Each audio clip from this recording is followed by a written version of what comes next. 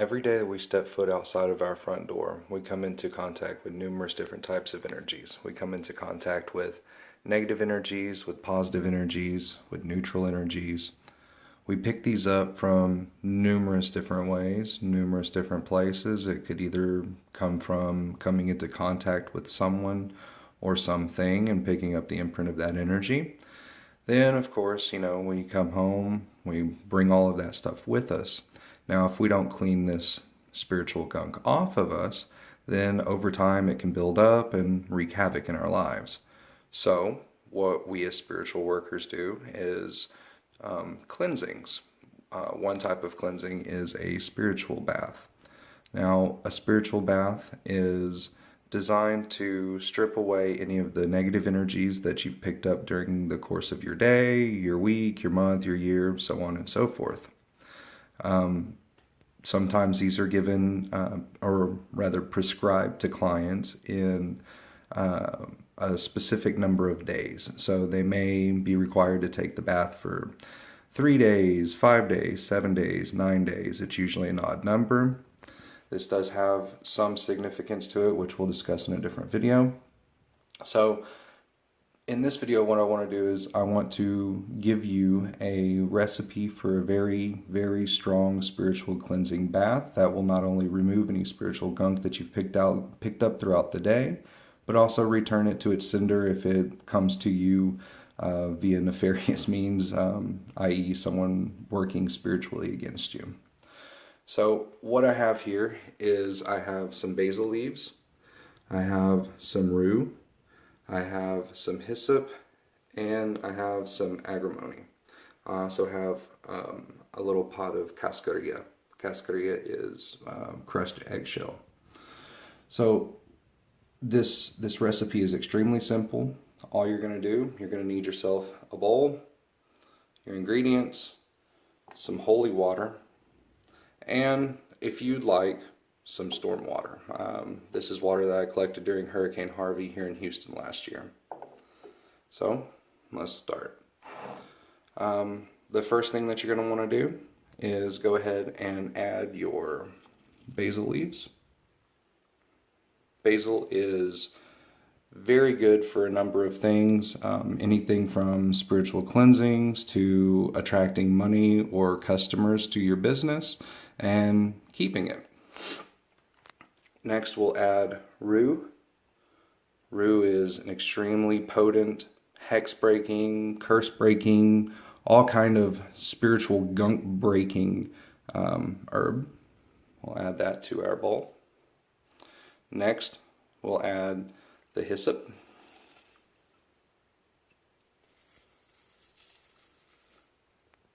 Typically, whenever you see rue or hyssop in a spiritual bath, you can expect to see the other as well.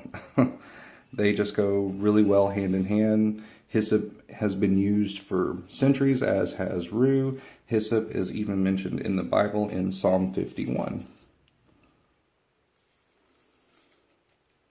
And next, we'll add our agrimony. Now, as you can see, I'm not putting exact measurements of anything in here, just kind of going off how it looks, and just from having done it time and time and time again, I know basically about how much I need in there. Few pinches of everything. As you've seen, I put maybe 2 stems of basil in there, so 5 or 6 leaves, a couple small stems of rue, a few pinches of hyssop, and a few pinches of agrimony. So now to this, we'll add our holy water. Now what I have here is I have holy water. Someone had sent this to me a long time ago from Argentina. It's a bottle of holy water from a church of San Cayetano.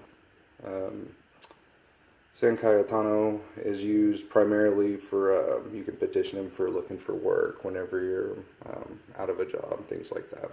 So anyways, what I did was I added 3 drops to a regular bottle of tap water.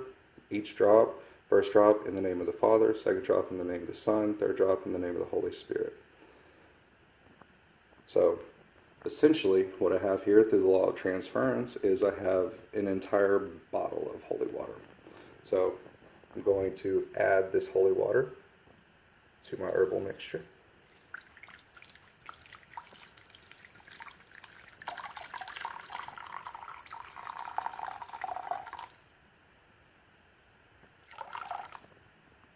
Make the sign of the cross.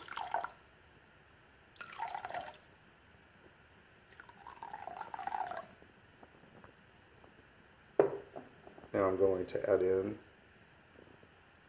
the storm water.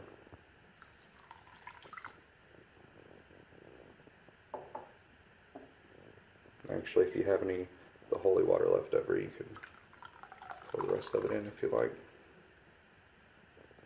Now, Now, as you're adding all of these things to the bowl, really what you need to be doing is you need to be praying. So, for a basic spiritual cleansing bath, I recommend Psalm 23, Psalm 51. If you're making a spiritual cleansing bath and you know that you've been cursed, hexed, crossed up, whatever, Psalm 37 works really well for that, as its intention is not only to cleanse you, but also to send back the mess to the person who sent it to you originally.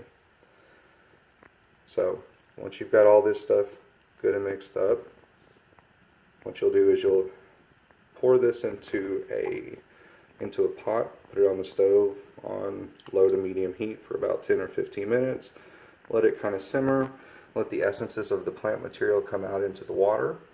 What you'll do is you can then take this cleansing bath that you've made up, let it cool down, empty it into a bigger jar or into a mason jar when you're ready to use it. What I recommend doing is using it on a Friday morning, first thing in the morning once you wake up, before you talk to anybody, before you make any phone calls, before you do anything, preferably before the sun rises. Wake up and take your spiritual cleansing mixture to the bathroom with you. If you're just doing it for one day, just go ahead and pour it all into a bowl. Take another empty bowl with you into the bathroom and stand in the bathtub, and you will pour, you'll set the empty bowl at your feet or underneath your body, and with your spiritual cleansing bath, you'll pour that over your head while you recite Psalm 23, Psalm 51, or Psalm 37. For basic spiritual cleansings, I just recommend using Psalm 51. Like I said, if you know that you've been jinxed, you know that you've been hexed, whatnot, you can use Psalm 37 in that case. Pour it all over your, start at the top of your head, pour it down, let it run down your body, allow some to fall into the empty bowl that's below you. Then you're going to get out of the shower, you're going to air dry, take the bowl that has some of the liquid left in it, and you're going to pour that at the base of a tree. And that's basically all there is to it. You go about your day, try and stay calm, try not to get into any fights. If you're going to be doing this for a number of days, what I recommend doing is making up enough, probably about a gallon or so, to last you for that number of days. And then just either stick that in your fridge or someplace where it's not going to go rancid too quickly. And then just use it as you need it. And that's about it. I don't think I can think of anything else. So yeah. That's how you make a basic spiritual cleansing bath. Now maybe for my next video I'll show you guys a very basic hyssop and rue, or maybe like a white bath or something.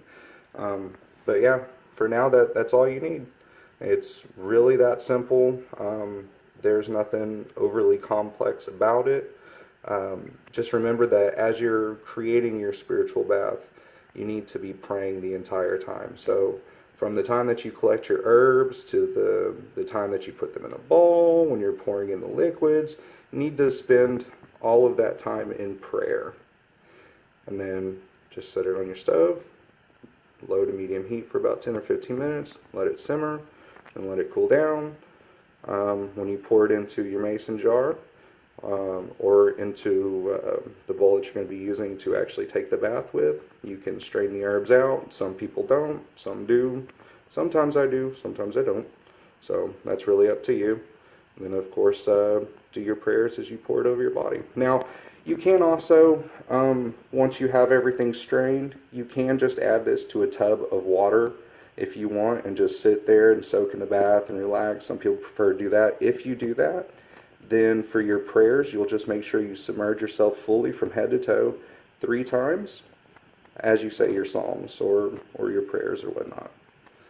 And then, of course, you know, have the tub stopped up so that you can collect some of the water once you get done to deposit it at the base of a tree. You can also take the liquid down to a crossroads. Some people say, you know, just throw the liquid over your left shoulder at a crossroads. Some people say leave it in a jar in the center of the crossroads or on the east side of the crossroads. It's really just personal preference. Just find something that's you know, symbolic of getting rid of that negativity and allowing it to blossom into growth. So that's all I have for you tonight, guys. If you enjoyed this video, don't forget to like, subscribe, and click that little bell button so you get notified of future videos. See you later.